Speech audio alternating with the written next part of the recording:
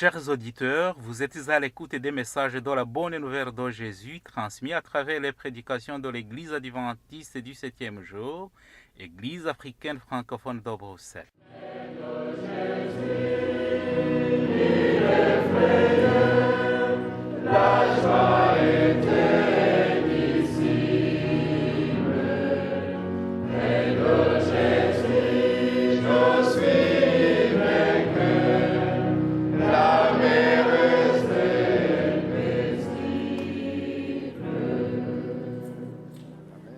C'est ainsi qu'a commencé la bonne nouvelle de Jésus-Christ, le Fils de Dieu. C'est là ce qui est écrit dans le livre du prophète Ésaïe. J'enverrai mon messager devant toi, il te préparera le chemin. On entend la voix de quelqu'un qui crie dans le désert. Préparez le chemin pour le Seigneur, faites-lui des sentiers droits. Marc chapitre 1, verset 1 à 3. Itangiro ry'ubutumwa bwiza bwa Yesu Kristo, umwana w'Imana. Nk'uko byanditswe n'umuhanuzi Yesaya, ngo nuko ndenda gutuma integuza yanjye mbere yawe, izatunganya inzira yawe. Ijwi ry'urangurira mu butayu, ati nimutunganye inzira z'Uwiteka, mugorore inzira ze. Mariko igice cya mbere, umurongo wa mbere kugeza ku wa 3.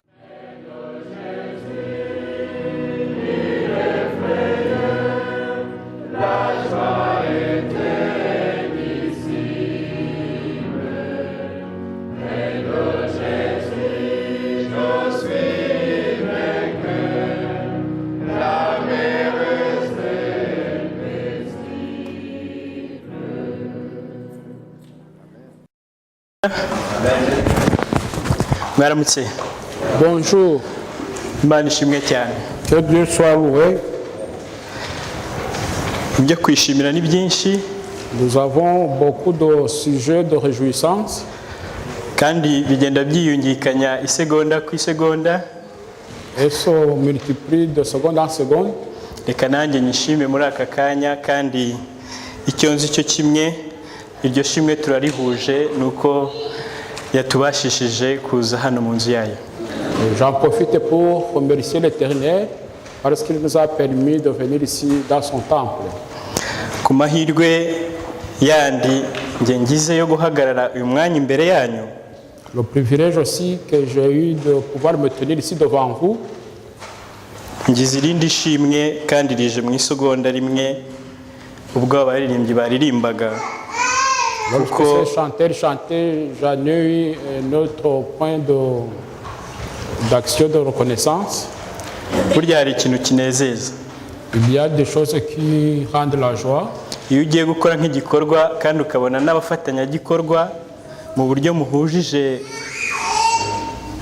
intego, biba byiza cyane. Et quand tu vas faire quelque chose et que tu vois les gens de tes côtés pour te tenir dans la même direction, cela réjouit beaucoup. Ku bw'indirimbo baririmbye, igihe cyose nk'iyo wateguye amagambo uhita wibaza ese bakopeye cyangwa hari uwababwiye uko bimeze, kuko baririmbye kwizera kandi tugiye kwiga kwizera. Ils viennent de chanter un chant qui va dans la même direction avec ma prédication. Et ils viennent de chanter au sujet de la foi, et le sujet que nous allons aborder maintenant parle des bienfaits de la foi. Ku bwanjye biranejeje rero, kuko ubwo uba winjiye nyine ufite n'abagushyigikiye.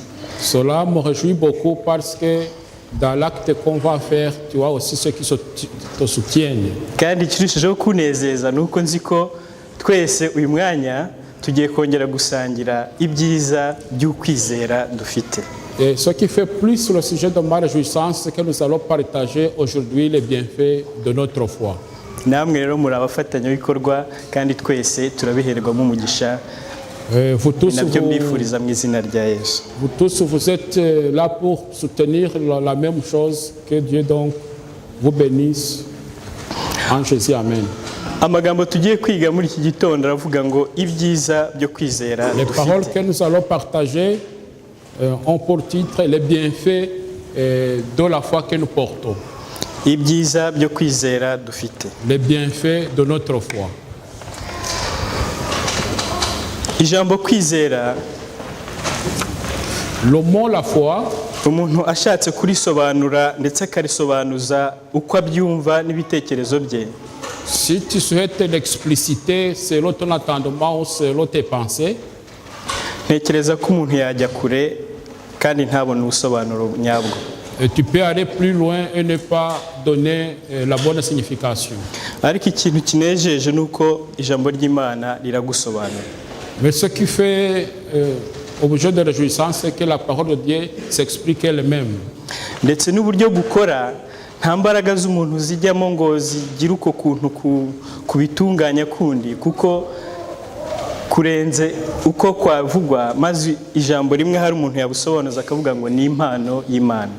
Il n'y a aucune force humaine qui peut interagir pour donner le sens correct de la parole de Dieu, mais cela vient de Dieu, c'est un don de Dieu.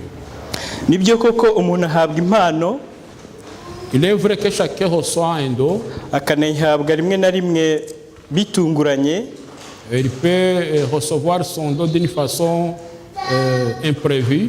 bikaba byiza iyo azi neza ko ayikeneye cyangwa ayigomba. Et cela, il est bon lorsque la personne connaît bien qu'il est en besoin de son don.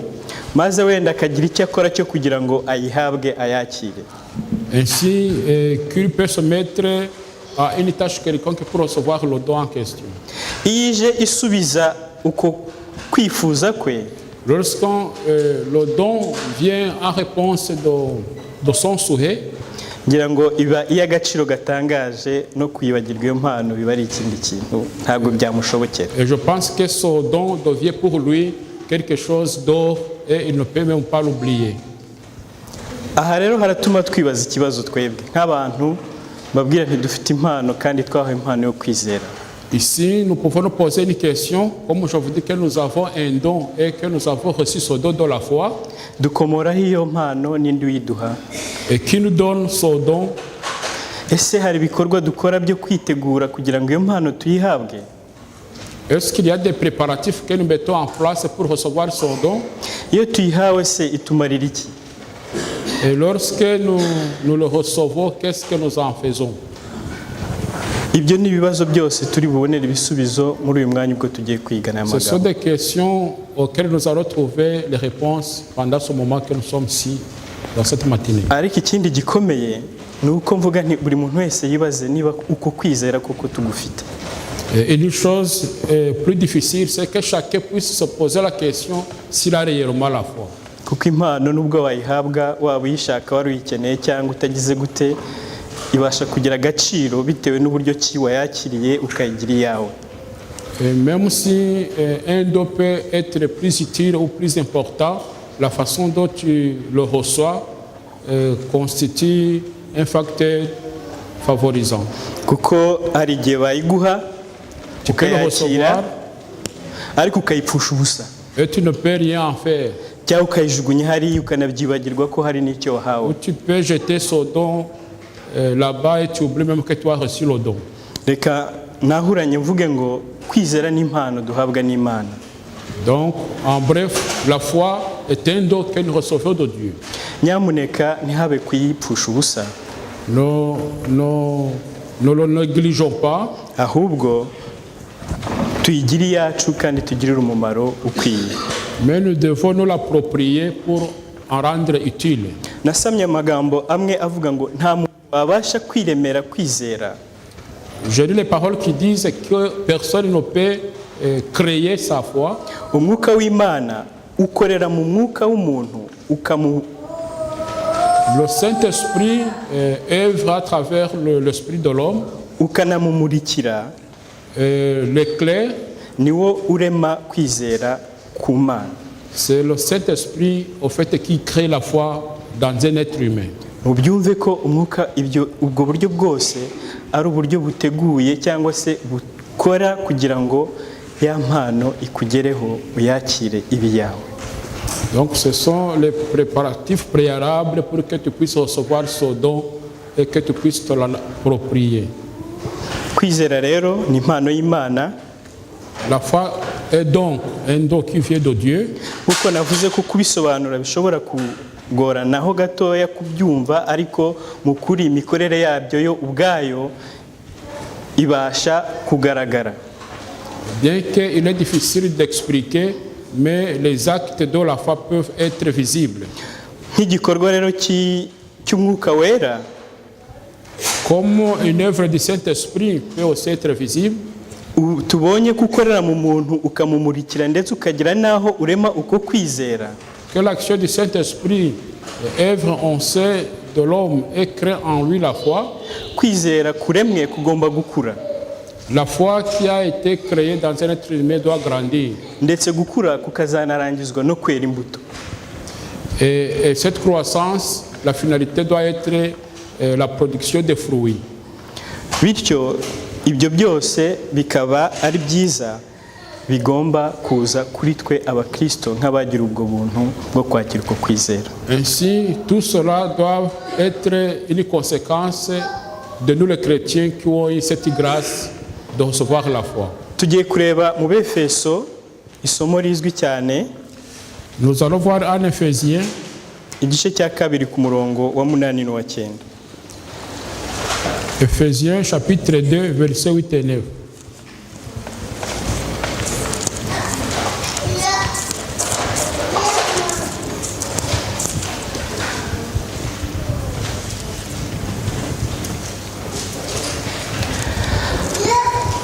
Ku murongo wa 8 haravuga ngo, mwakishijwe n'ubuntu kubwo kwizera, ntibyavuye kuri mwe, ahubwo ni impano y'Imana.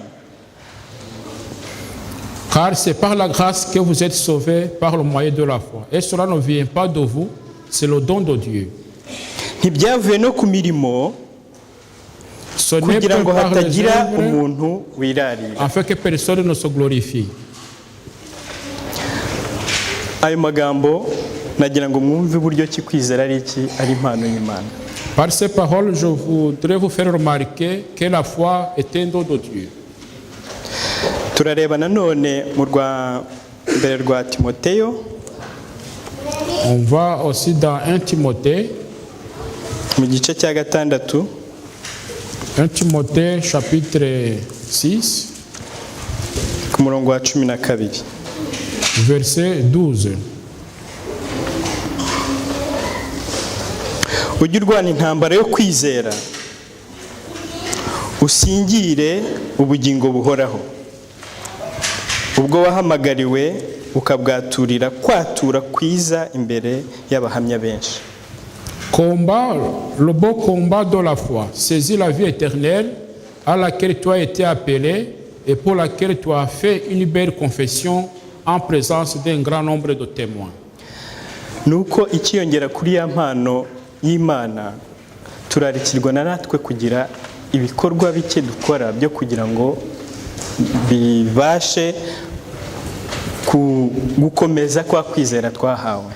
Donc en plus du don que nous recevons, il nous est demandé aussi d'œuvrer pour fructifier la foi que nous avons reçue. Turasabwa kugira intego, Il nous est demandé d'avoir un objectif ubugingo buhoraho, un objectif de la vie éternelle, kandi tukararikirwa kurwana intambara yo kwizera. et nous devons combattre le beau combat de la foi. Reka ibyo bibe ko ari umuhamagaro w'igikorwa kitureba. Que cela donc soit une vocation qui nous concerne.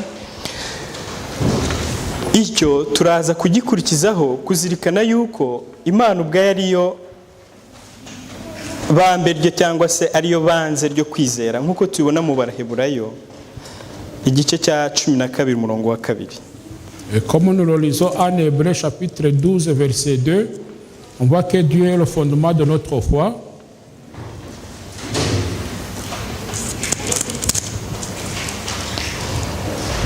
Mu Baheburayo igice cya 12 umurongo wa 2 haravuga ngo, dutumbira Yesu wenyine ari we banze ryo kwizera kandi ari we ugusohoza rwose, yihanganiye umusaraba kubw'ibyishimo byamushyizwe imbere, ntiyita ku isoni zawo, yicara iburyo bw'intebe y'Imana.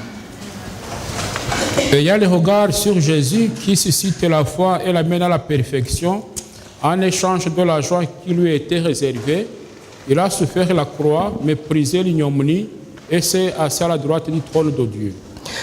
Reka aha mbabwire ngo reka dutumbire Yesu kuko niwe banze ryo kwizera. Ici, je vous invite donc à focaliser nos regards sur Jésus parce que c'est lui qui l'amène à la perfection. tugiye kureba nanone irindi somo rimwe ryo mu Baroma igice cya 12 umurongo wa 3. Nous allons avoir donc un verset, Romains chapitre 12, verset 3.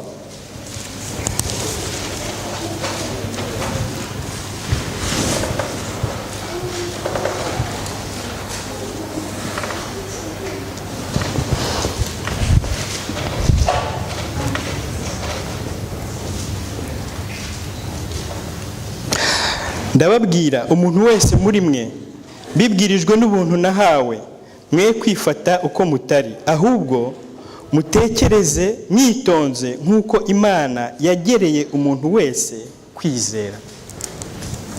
Par la grâce qui m'a été donnée, je dis à chacun de vous de n'avoir pas de lui-même une trop haute opinion, mais de revêtir des sentiments modestes selon la mesure de foi que Dieu a départie à chacun. Mwe kwifata uko mutari, ne vous comportez pas comme vous ne l'êtes, ahubwo muhinduke rwose, mais soyez transformés, ndetse munatekereze mwitonze, et ayez des pensées modestes, kuko Imana yagereye umuntu wese kwizera. Car Dieu a départi à chacun la mesure de foi. Ese mufite kwizera? Est-ce que vous avez la foi? Muragufite? Kubera iki? Kuko Imana yagize ite? Yarakutugereye twese. Parce que Dieu nous a tous départi une portion de foi à chacun. Reka ngaruke mvuge nti ikibazo kibe cya kintu cyo kwibaza niba uko kwizera twahawe nk'impano y'Imana ndetse ku rugero yatugereye rukwiye, ese tugukoresha cyangwa se twaguhaye agaciro nk'uko byari bikwiye? Est-ce que la foi que nous avons reçue selon la mesure que Dieu a départie à chacun de nous, nous la mettons en œuvre d'une façon convenable? Twavuze ko ari impano kwizera kandi ari gikorwa n'umwuka wera w'Imana ugakorera mu mwuka w'umuntu ukamuremamo kwizera. Nous rappelons que nous avons dit que la foi est un don de Dieu dont le Saint-Esprit œuvre à travers l'esprit de l'homme et qui craint en lui la foi. Mu isomo tumenyereye ryo mu Bagalatiya 5 umurongo wa 22, le verset qui nous est familier de Galates 5 verset 22,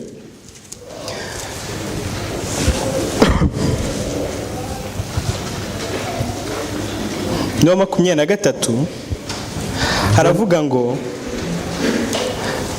ariko imbuto z'umwuka ni urukundo, ni ibyishimo, ni amahoro, no kwihangana, no kugira neza, n'ingeso nziza, no gukiranuka, no kugwa neza,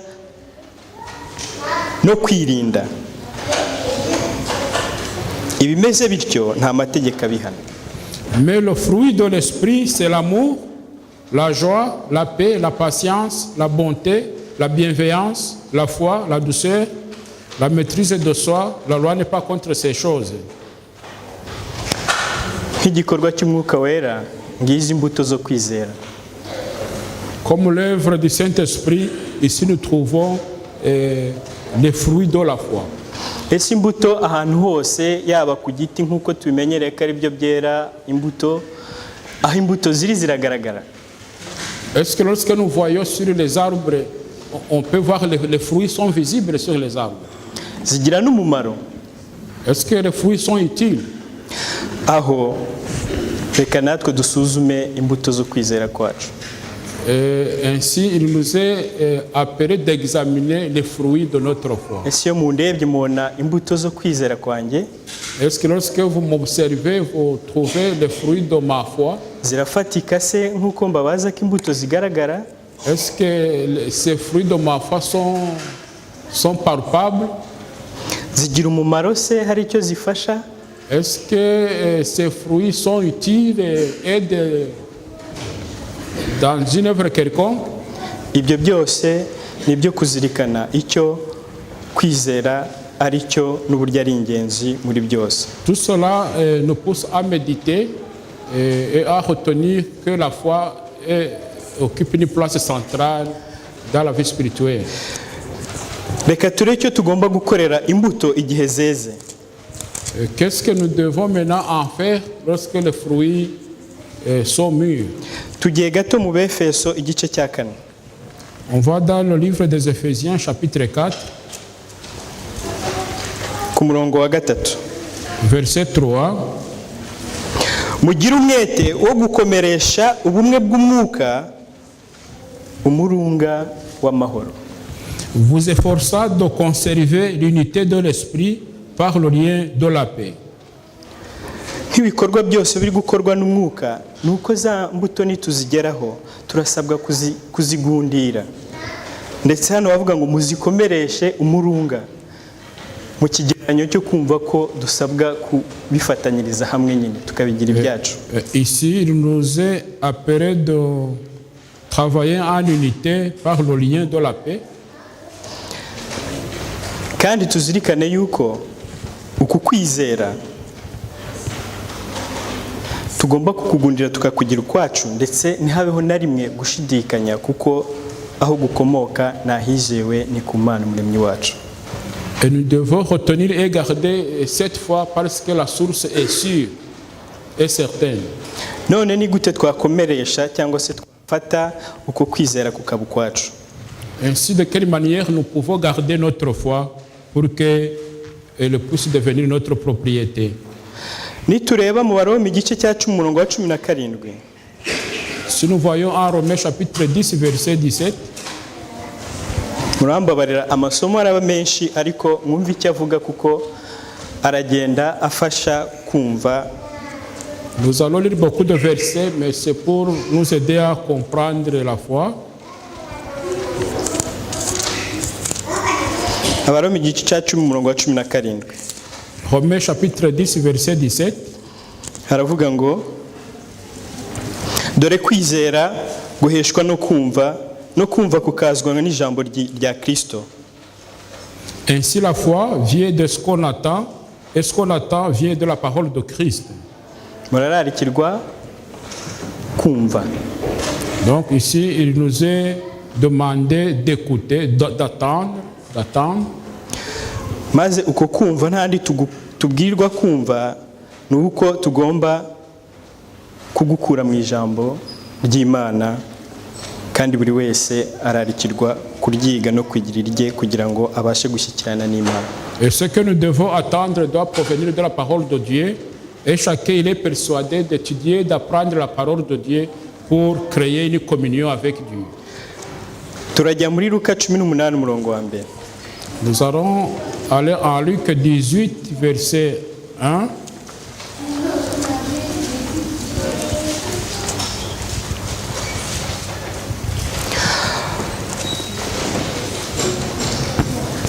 Ku murongo wa 1 haravuga ngo abacira umugani wo kubigisha ko bakwiriye gusenga iteka ntibarambirwe. Jésus leur adressa une parabole pour montrer qu'il faut toujours prier et ne point se relâcher. Yesu aha yari ari kumwe n'abigishwa be. Ici Jésus il était avec ses disciples. Ariko ari kubategurira kandi ari no kubakuriza kwizera yabahaye. Ici il les préparait et il les poussait à faire grandir la foi qu'il avait départie à nous. Tudasomye amagambo yose turatwara icyo yavuze aha nuko bakwiriye gusenga iteka ntibagire gute ntibarambirwe. Ici, sans toutefois lire tous les versets, il les persuade donc et les encourage à prier toujours et à ne point se relâcher. Nk'abantu rero dufite kwizera kandi duhamagarirwa gukuza, comme des personnes donc qui ont la foi et qui sont appelées à en faire grandir, murarakirwa gusenga iteka nta kurambirwa na guke kurimo. il nous est demandé de prier sans cesse et tout le temps. Tugiye muri indi somo rimwe ryo muri Matayo igice cya 11 umurongo wa 29. Nous allons lire aussi à Matthieu chapitre 11 verset 29.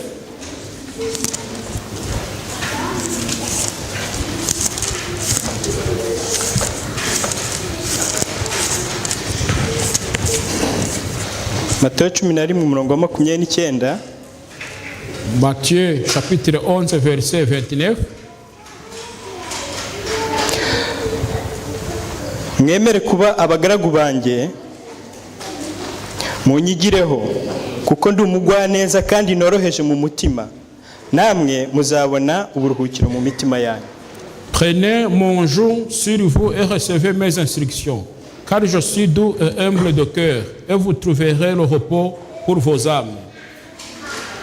Ese tugira ibitugora bituvuna muri ubu buzima?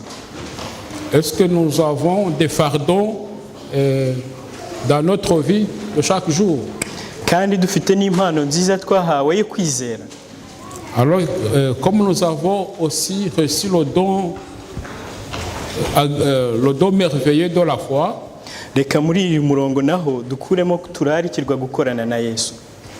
Ici, il nous est appelé donc aussi de comprendre que nous devons interagir avec Jésus. Atari ugukora gusa dukorera ubusa, ahubwo n'igihembo kirimo kuko tuzabona amahoro hehe mu mitima yacu.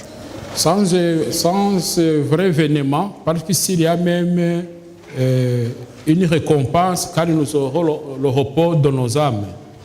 Kwizera rero nk'igikorwa kandi nk'impano nziza ntago ari ibyo gufata ngo tugundire turyamishe hariya gusa, ahubwo turarikirwa kubikuza kandi bikatubera iby'igiciro cyinshi kuko bigomba kutwerera za mbuto nk'uko twazize mu Bagalatiya 5. Nous devons donc faire fructifier la foi pour que la foi produise les fruits que nous avons vus en Galates 5:22. Tuzirikana rero ibyo duhamagariwe gukora kugira ngo turusheho kubana n'Imana kandi dukuze uko kwizera, aho tugomba kwiga ijambo ry'Imana, tugasenga iteka kandi tugakora, ndetse tuzirikana neza ko ari byo kutuhesha amahoro mu mutima. En retenant nos tâches de quotidien, que nous devons donc prier chaque jour et apprendre de la parole de Dieu pour que cela crée le repos de nos âmes. Reka tuzirikane neza yuko hari n'ingorane nazo duhura nazo mu buzima zigatuma tunashidikanya tukumva na kwa kwizera hari kudashyitse, maze ibyo byose tubitekerezeho, tuzirikane ko umuhamagaro wundi ari uguhanga amaso kuri Yesu kugira ngo tubareho twuzurizwa imbaraga zo kukomeramo. Retenons qu'il y a des obstacles auxquels nous sommes confrontés et cela doit nous pousser à focaliser nos regards sur Jésus parce que c'est lui qui mène notre foi à la perfection. Gusa kubwo kuzirikana ko twakijijwe kubw'ubuntu, turwana intambara yo gukuraho ibyatubera imitego, aho tubasha kubaka ku bitekerezo, ku bwenge bwacu, ku mbaraga zacu, tukibwira ko hari icyo bibasha kuba bifashije mu kwizera kwacu. Comme c'est par la grâce que nous sommes sauvés, nous devons retenir que nous ne devons nous reposer sur aucune autre chose, nos forces, notre intelligence, notre expérience, sur rien d'autre que Jésus-Christ qui est le fondement de notre foi. Maze ahubwo tuzirikane icyo duhamagariwe, twiga ijambo ry'Imana, dusenga ubudasiba kandi dukorane n'Imana, tuzabasha gusohoza amahoro. Niyo ntego nziza buri wese yakwiye gufata kubwo kwizera dufite.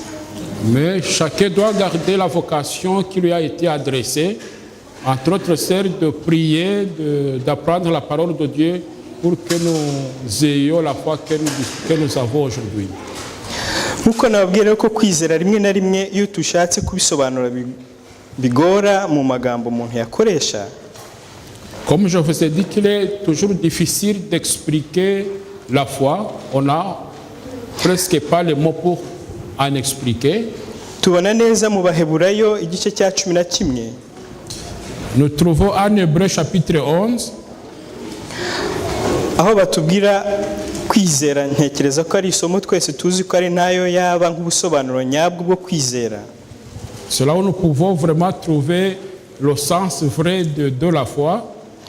Aho dusoma havuga ngo kwizera ni ukumenya rwose ibyiringirwa udashidikanya ko bitazaba, kandi niko kuduhamiriza ibyo tutareba ko ari iby'ukuri.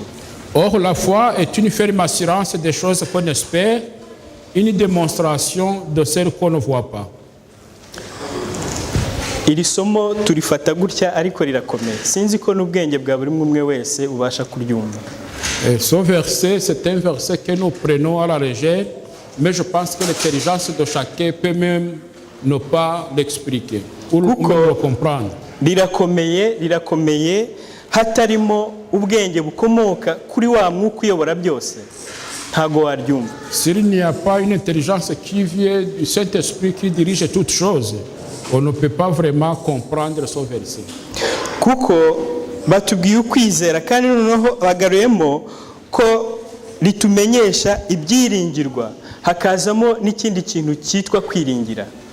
Ici, il y a le mot espérance parce que la foi nous démontre des choses qu'on espère, qu'on ne voit pas. Kubera iki uku kwiringira ari ingenzi kuruta byose? Pourquoi est-ce que cette espérance dépasse toute chose? Hatariho ibyiringiro kwizera kwacu kwaba ari ubusa. Si nous n'avons pas d'espérance, notre foi se révèle. Kuko ibyizerwa ni byinshi. Parce que on peut prendre pour vrai beaucoup de choses. Ariko ibyiringiro byonyine nibyo bituma kwa kwizera kwacu kuba ukuva ku mpano duhabwa n'Imana. Mais le fait de garder l'espérance constitue une cause qui fait que nous gardions la foi qui nous vient de Dieu. Yesu yarabihamije aho yabwiraga abigishwa be ati mumenye ko n'abadayimoni bagira bate kwizera baragufite barizera. Jésus a dit aussi que même les démons possèdent une certaine forme de foi. Ndetse arabikabiriza aravuga ati ndetse bo bahinda n'imishyitsi. Et même il a dit que même les démons tremblent. Nk'irindi jambo rikomeye ryo kumvikanisha itandukaniro ryo kwizera nk'uko bo bashobora kuba babitwaraga. Donc il voulait mettre en évidence une contrefaçon de foi qui existait dans cette période. Navuga ngo ni nkaho yababwiye ati yego muri kumbwira ko mwizera ariko murebe dore abadayimoni bo bagira bati ese umuntu ahinda umushyitsi ari uko amerewe neza muri we? Est-ce qu'une personne peut trembler vraiment s'il est bien portant? Ndetse bije hari mu buryo bwo gutanga icyubahiro bwo biba ari ikindi kintu. Et si ce tremblement vient le moment de rendre gloire à Dieu, là c'est une autre chose. Nuko icyo kintu uba cyubashye cyangwa ugitinye bikomeye cyane. C'est peut-être que tu crains ou tu respectes la chose d'une façon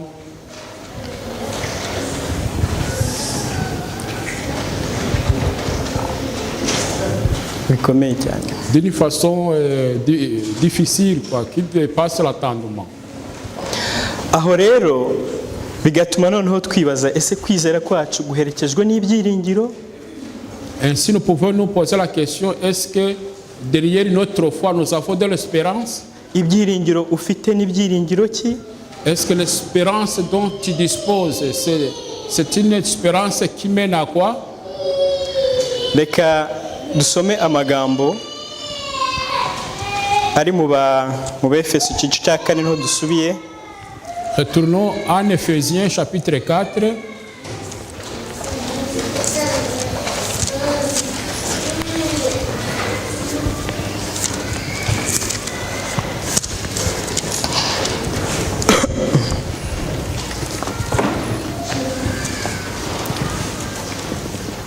Mu Befeso igice cya 4. Éphésiens chapitre 4. Turahera ku murongo wa mbere.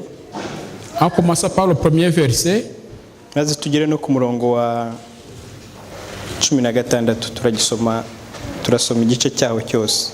Jusqu'au 16e verset. Hafite umutwe uvuga ngo ubumwe bwo kwizera. Le titre est l'unité de la foi.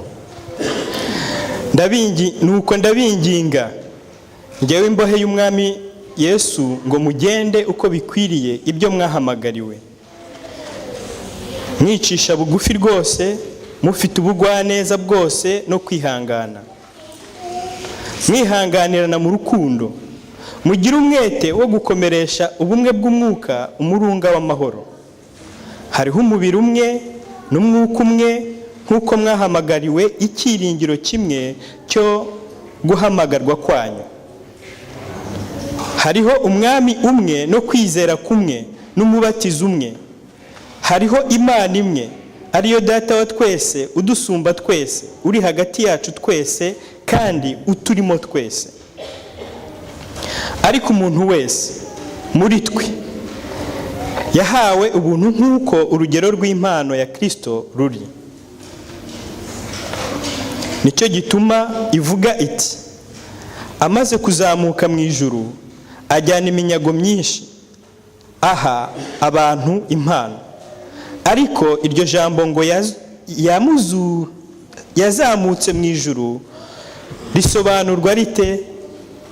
Ntirigaragaza yuko yabanje kumanuka ikuzimu? Uwamanutse niwe wazamutse ajya hejuru y'amajuru yose kugira ngo asohoze byose. Nuko aha bamwe kuba intumwa ze, n'abandi kuba abahanuzi, n'abandi kuba ababwiriza butumwa bwiza, n'abandi kuba abungeri n'abigisha, kugira ngo abera batunganirizwe rwose gukora umurimo wo kugabura iby'Imana no gukomeza umubiri wa Kristo, kugeza ubwo twese tuzasohora kugira ubumwe bwo kwizera no kumenya umwana w'Imana, kandi kugeza ubwo tuzasohoza kuba abantu bashyitse bageze ku rugero rushyitse rw'igihagararo cya Kristo, kugira ngo tudakomeza kuba abana duteraganwa n'umuraba, tujyanwa hirya no hino n'imiyaga yose y'imyigishirize n'uburiganya bw'abantu n'ubwenge bubi n'uburyo bwinshi bwo kutuyobya. Ahubwo tuvuge ukuri turi mu rukundo, dukurire muri we muri byose. Uwo ni we mutwe, ari wo Kristo. Kuko uwo niho umubiri we, n'umubiri wose uteranywa neza ugafatanywa nuko ingingo zose zigirirana, nuko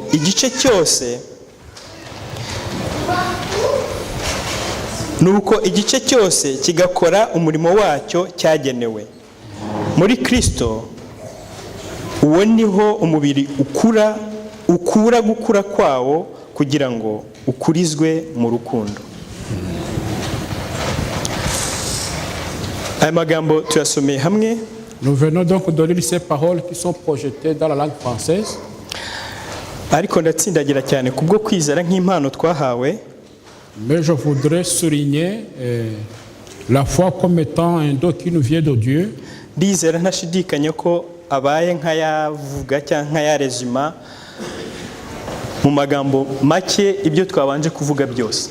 Et ces paroles que nous venons de lire viennent en quelque sorte constituer un résumé de tout ce que nous avons précédemment évoqué. Tubwira icyo kwizera kutuzanira. Elle nous montre ce dont nous apporte la foi.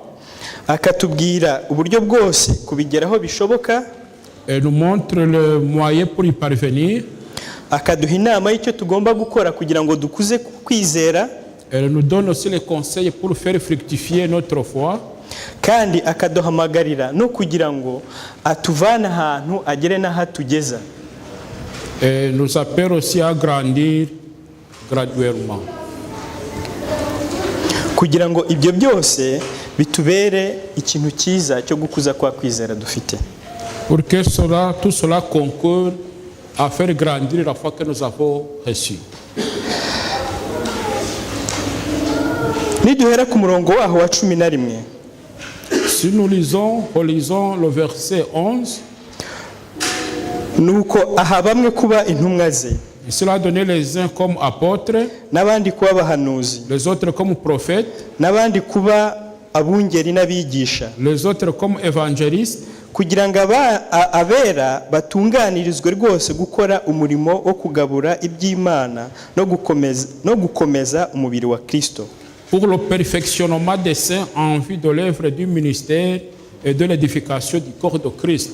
Ariko nabaza nti ese muri iyi mirongo twumvise hari umuntu waba uraha yumvise yatereranywe atageze agira ikintu na kimwe avugwamo? Mais s'il y a Il y a une personne qui est oubliée dans les paroles que nous venons de lire. kuko hari igihe hari wakumva avuze ngo azagira bamwe intumwa, abandi abahanuzi, abandi ababwirizabutumwa, abandi kuba bungeri n'abigisha, wenda akavuga ati nabo babwirwa gusa kandi wenda nge ntago ndabwiriza, ntago ukabura ikintu na kimwe uhagararamo muri ubwo buryo. Birashoboka. Et donc il a donné les œuvres comme le don d'être apôtre, des prophètes, des évangélistes. Ariko mwumva umurongo wa 12 ngo kugira ngo abera batunganirizwe rwose gukora umurimo wo kugabura iby'Imana no gukomeza umubiri wa Kristo. Donc au verset 12, tous ces dons sont donnés pour le perfectionnement des saints en vue de l'œuvre du ministère et de l'édification du corps de Christ. Reka mvuge ngo n'uwaba wenda atibonaho mu buryo cyabitondagura yumve ko ararikirwa kuba cyangwa se gukora kugira ngo umubiri wa Kristo ukome. Donc tout le monde devrait se sentir visé parce que chacun est appelé à jouer le rôle pour édifier le corps du Christ. Kugeza ubwo twese tuzasohoza kugira ubumwe bwo kwizera no kumenya umwana w'Imana, kandi kugeza ubwo tuzasohoza kuba abantu bashyitse bageze ku rugero rushyitse rw'igihagararo cya Kristo. Jusqu'à ce que nous soyons tous parvenus à l'unité de la foi et de la connaissance du Fils de Dieu, à l'état d'homme fait à la mesure de la stature parfaite de Christ. Twumve neza ko umurongo wa 13 uratujyana muri kwa gukuza kwa kwizera dufite. Ainsi, le verset 13 nous appelle à faire grandir la foi qui nous a été départie. Bikageraho bidukura bishaka kutugeza ku gihagararo cyane. Et cela nous pousse justement pour atteindre l'état d'homme fait à la mesure de la stature de Christ. Ese iyo niyo ntego cyane icyo cyifuzo cy'umuntu wese uraha mu kwizera afite? Est-ce que cela est l'objectif de toute personne qui est ici dans la direction de sa foi? Ku murongo wa 14 impamvu turarikirwa gukora ibyo. Le verset 14, pourquoi est-ce que nous devons faire cela? Kugira ngo tudakomeza kuba abana duteraganwa n'umuraba tujyanwa hirya no hino n'imiyaga yose y'imyigishirize n'uburiganya bw'abantu n'ubwenge bubi n'uburyo bwinshi bwo kuyobya. Ainsi nous ne serons plus des enfants flottants et emportés à tout vent de doctrine par la tromperie des hommes, par les ruses dans les moyens de séduction. N'uburyo bwinshi bwo kuyobya. Avec donc plusieurs moyens de séduction. Aha naho hari ahantu hajyana hakagera. Et cela aussi peut éclaircir dans une certaine direction. Reka mwumve ko igihe twambaye kwizera uko waba ungana kose kutari kwa kwizera gufite ibyiringiro kandi kwaje nk'impano y'Imana. Uzi ko uri umwana. Donc si nous mettons en évidence le fait que la foi que nous recevons vient de Dieu et que nous oublions cela, nous sommes donc en ce moment-là des enfants. Icyo gihe uragaragara nk'umwana imbere y'Imana. Tu es comme un enfant devant Dieu.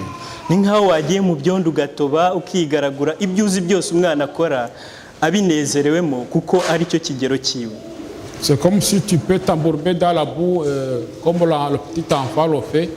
Parce que c'est à la mesure de la foi dont tu disposes que tu agis.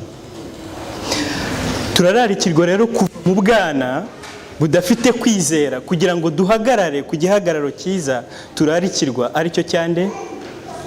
Il nous est demandé donc de quitter ce stade des enfants et d'atteindre la stature parfaite du Christ. Ese hari uwakishimira kugira isura igaragara nk'umuntu mukuru gutya turi ariko ukinezererwa cya caractère zose zikaba ari za zindi tubona n'umwana? Est-ce que en tant que des personnes adultes tu voudrais paraître comme un petit enfant alors que tu es adulte? Hari uwakifuza? Est-ce qu'il y a quelqu'un qui peut aspirer à ça? Hari uwaduha se ahubwo igikorwa kugira ngo ibyo byose bigende bimwe bitakara birekwa, hari ubasha kubikontorora akaba yakubwira ati ni impamvu ni? Est-ce qu'il y a quelqu'un qui pourrait énumérer les causes de... Kuki umwana abyuka avuka agatangira ry'itaka akagira igihe ahubwo kurikora yaba noneho umwanduje akenda no kugukubita noneho akaba atangiye kugenda areka bya bindi byose. Umuntu yabisobanura ko ari iki kikoze ibyo bintu. Ne grandit, le fait de s'embourber dans la boue, il commence à stopper de le faire. Qu'est-ce qu'on peut donner à titre explicatif de cet avancement de l'enfant? Reka wenda twe kubishyira mu by'ubwenge busanzwe gusa kuko nabwo hari igihe ngo bushukana ariko tubyumviremo icyo kwizera aricyo mu gukura k'umuntu wese ufite kwizera. Que ces exemples donc nous amènent à voir réellement ce que c'est la foi et comment nous devons la faire fructifier. Kandi baduteguje batubwira yuko bibasha kuba inyigisho z'ibinyoma, bibasha kuba uburiganya bwinshi, bibasha no kuba ibyo twita ubwenge nyamara bubi. Ibyo byose biraza bikatwisukaho bifite umugambi wo kugira ngo biduheze muri kwa kubura iki ukwizera. Ici a été évoqué donc la tromperie des hommes, une ruse ou le moyen de séduction, tout cela concourt à nous faire perdre la foi. Ndetse mu buryo bwo gusa nkaho byose batabitondagura ngo birangire barongera ngo n'uburyo bwinshi bwo kugira gute bwo kuyobya bivuga ngo nyamuneka muzirikane icyo kwizera aricyo kandi tukigundire kuko kuranugarijwe. Aho twasomye mbere ho havugaga ngo murwane intambara yo kugira gute yo kwizera kugira ngo tugukuze. Comme il ne peut pas nous être donné la liste exhaustive de toutes les tromperies, on résume par tous les moyens de séduction pour que justement nous puissions nous en préserver et de faire fructifier notre foi. Ahubwo dore icyo duhamagarirwa ku murongo wa 15 ahubwo tuvuga ukuri turi mu rukundo dukurire muri we muri byose uwo ni we mutwe ari wo Kristo. Mais au verset 15 on nous dit mais en professant la vérité dans l'amour nous croîtrons à tous égards en celui qui est le chef Christ. Kuri uwo niho umubiri wose uteranywa neza ugafatanywa nuko ingingo zose zigirirana nuko igice cyose kigakora umurimo wacyo cyagenewe. C'est de lui et grâce à tous les liens de son assistance que tout le corps bien coordonné et formant un solide assemblage tire son accroissement selon la force qui convient à chacune de ses parties. Reka mvuga ahangaha ngo ngiki kibuza umwana kurya bya bitaka igihe runaka ndetse hakagera nk'igihe bimusiga akakurakarira cyangwa akababara yarabikundaga mbere nuko haba habaye iki ni umurongo wa 16. Et disons que c'est ceci qui interdit au petit enfant de s'embourber dans la boue et même si tu mets la boue sur ses vêtements, il réagit négativement. C'est à cause du contenu de ce verset que nous venons de lire. Nuko igihe cyose ingingo zacu ziteraniriwe muri Kristo kubwo kwizera tubasha noneho kugaragara dufite igihagararo gishyitse aricyo kwizera aricyo cya Yesu Kristo kandi ari we banze ryo kwizera kwacu. Lorsque toutes les parties de notre corps sont assemblées et coordonnées en Christ, cela nous pousse à avoir un véritable fondement de notre foi. Muri Kristo wo niho umubiri ukura gukura kwawo kugira ngo ukurizwe mu rukundo. C'est de Christ que le corps tire son accroissement pour faire grandir sa foi, l'unité de la foi dans l'amour. Tumenyereye yuko mu buzima kugira ngo tugire ubuzima bukomeye dufite n'imbaraga pour avoir une saine santé avec force. Ikibanza cyacu gishobora kuza mbere tukanizera ko ariho imbaraga ziva nuko dutamira tukarya. Ce qui nous donne la force c'est que nous mangeons. Ibyo bikagira ndetse ntekereza ko bibasha no kwica ibyumviro bimwe kumva ko ariho dukura izo mbaraga. Donc le fait de manger, il y va de soi que c'est de là où nous tirons notre force. nibyo koko, ariko noneho twongeye kumva ko mu buryo bwo kwizera hari ibindi bigomba gukorwa. Mais si nous transposons cela dans le côté de la foi, il y a d'autres préalables qui doivent être mis en place pour que la foi puisse grandir. Mbibutse twigeze kubinyuramo nuko tugomba kwiga ijambo ry'Imana. Je peux vous le rappeler, nous l'avons évoqué avant. C'est que nous devons apprendre la parole de Dieu et prier sans cesse. Tugasenga ubudasiba kandi tukanakorana na Yesu, twemera kuba abagaragu be twicishije bugufi. Et nous devons interagir avec Christ avec un sentiment d'humilité pour devenir ses esclaves. Ibyo biratwubaka bikadukurira kwa kwizera twahawe nk'impano. Et cela nous pousse à faire grandir la foi que nous avons reçue comme un don. Maze bikatugeza kuri ya matunda y'imbuto z'umwuka. Et cela nous pousse à atteindre la stature de production des fruits de l'esprit. Kandi tukararikirwa kubaka cyangwa se kugira umurunga ubasha gukomeza izo mbuto zose kugira ngo zibashe gukomera muri twebwe. Et nous devons donc avoir le lien qui doit assembler et coordonner tous ces fruits pour qu'ils soient solides en nous. Reka tuzirikane ko ibyo byose tubikesha kubwo kwizera. Retenons que tout cela, la cause c'est notre foi. Ariko kwizera gufite ibyiringiro. Et la foi avec espérance. Kuko haraho nabasomeye ahangaha batubwiye ibintu byose, hari ukwizera kumwe, hari Imana imwe, hari umwuka umwe, ariko nanone twongera tukavuga ko twahamagariwe icyiringiro kimwe. Donc je vous ai dit qu'il y a une seule unité, un seul esprit et une seule espérance. Icyo cyiringiro kimwe tubyite ko ari ibyiringiro byacu kandi bitunganya kwa kwizera kwacu. Cette espérance est notre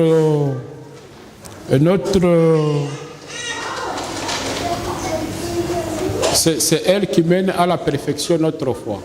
Kuko uko kwize icyo cyiringiro kidahari, ibyo twabamo byose nuko kwizera twa dufite ni nka kwa kundi n'abadayimoni bagize gute baba bafite. Si nous disposons cette foi sans espérance, alors nous aurons une foi assimilable à celle des démons. Bitaba rero kubaka cyangwa tukaba dufite impagarike yubatse gutya gusa twumva ngo turizera tubirimo gutya ariko nta kintu twikorera, bisa nk'aya mpano twafashe tukayishyira iruhande gusa. Donc apparaître comme des édifices inutiles qui ont mis de côté leur foi. Turajya kureba mu Baheburayo igice cya 10 aho Ganza dusomeye. Nous allons lire en Hébreux chapitre 10. Kugira nk'uko mbabwira ko rimwe twibeshya ko ibiryo bidutunze ari byo bishobora gutuma tubasha kuba abantu bashyitse bafite imbaraga, ahubwo mwumve icyo. Quelquefois nous nous trompons que les aliments que nous consommons nous donnent la force ou nous donnent une saine vie. Twumve icyo umukiranutsi cyangwa se ufite uko kwizera kw'ibyiringiro ibimubeshaho ibyo ari byo. Écoutons ce qui fait vivre cet homme qui a une foi avec espérance. Ariko umukiranutsi wanjye azabeshwaho no kwizera, nyamara nasubira inyuma umutima wanjye ntuzamwishimira. Ariko twebweho ntidufite gusubira inyuma ngo turimbuke, ahubwo dufite kwizera kugira ngo kuzakize ubugingo bwacu. Ese dufite kwizera nk'ibiryo by'abakiranutsi? Est-ce que nous avons la foi comme aliment des saints? Ese turahumurijwe ahari yuko nubwo muri ya ntambara nyine turwana habamo uko gutsinda no gusubira inyuma no kugira gute, ariko ko icy'ingenzi ari uko tugira kwizera kukaba ariko kuba nyambere muri twebwe?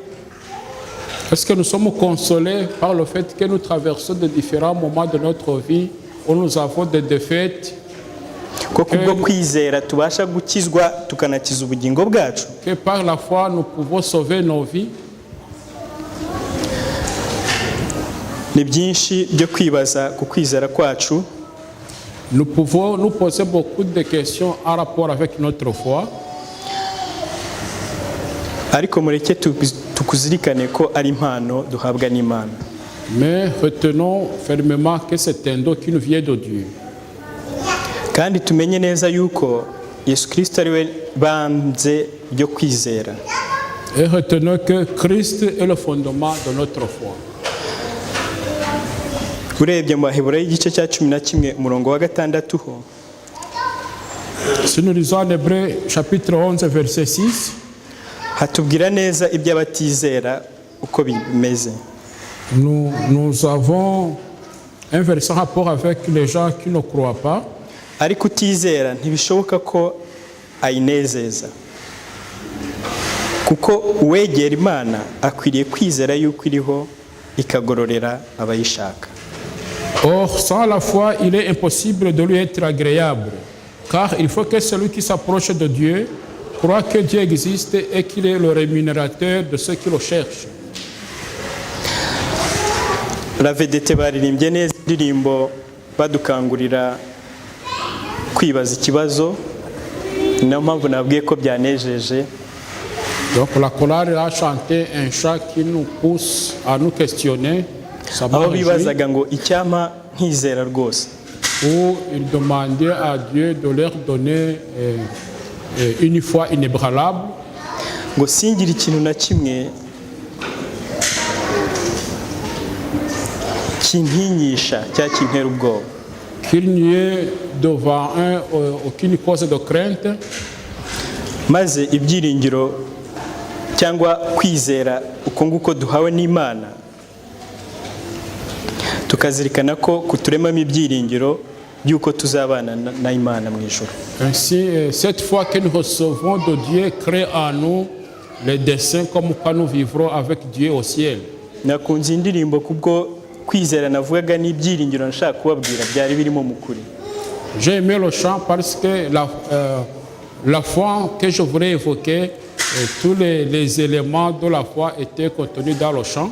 Reka tuzirikane ko kwizera gusa kudahagije, ahubwo tugomba kugira ibyo byiringiro. Avoir la foi, ce n'est pas suffisant, nous devons aussi avoir cette espérance. Kandi si ibyiringiro bisanzwe gusa, kuko uwo tubifiteho ni umugabo ukomeye. Ce n'est pas aussi une espérance vaine parce que la personne qui nous donne cette espérance, c'est un vaillant homme. Kandi kubw'urukundo dukunda, Et grâce à l'amour qu'il porte envers nous, ijuru riba ryaratanze ibyo ari byo byose bivuga ati nyamuneka mumenye ko kwizera ko mu minsi y'imperuka ntago koroshye.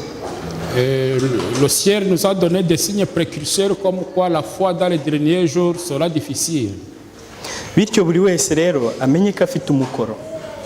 Ainsi, chacun devrait être attentif à sa vocation qui lui a été adressée. Umukoro wo kongera ibihe byo kwiga ijambo ry'Imana, Et que chacun a aussi un devoir d'apprendre la parole de Dieu, umukoro wo gushyira amavi yacu hasi tugasenga tukabana n'Imana, le devoir de nous prosterner, de nous agenouiller pour créer notre communion avec Dieu, umukoro wo guca bugufi tukararika ijuru rikaza rigakorana natwe rigakorera muri twebwe. le devoir de disposer de sentiments modestes et de douceur pour que le Saint-Esprit puisse venir et œuvrer en nous.